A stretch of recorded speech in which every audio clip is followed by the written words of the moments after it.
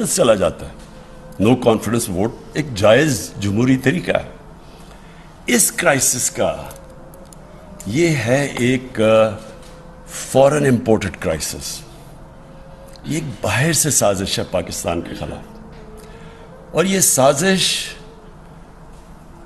तब से हुई जब से वो लोग जो बाहर से पाकिस्तान को एक टेलीफोन कॉल के ऊपर कंट्रोल करते थे, एक टेलीफोन कॉल पे हमारे से चीज़ें मनवाते थे, हमारे नेशनल इंटरेस्ट के खिलाफ, वो लोग बर्दाश्त नहीं, उनको आदत नहीं है कि पाकिस्तान में कोई ऐसी लीडरशिप हो जो अपने मुल्क के इंटरेस्ट के लिए फैसले करे, किसी और मुल्क के इंटरेस्ट के लिए अपने मुल्क के लोगों के मफादात कुर्बान ना करे। जो वॉर ऑन टेरर में आपके सामने हुआ है कि तबाही होगी पाकिस्तान की, कोई एक मुझे बता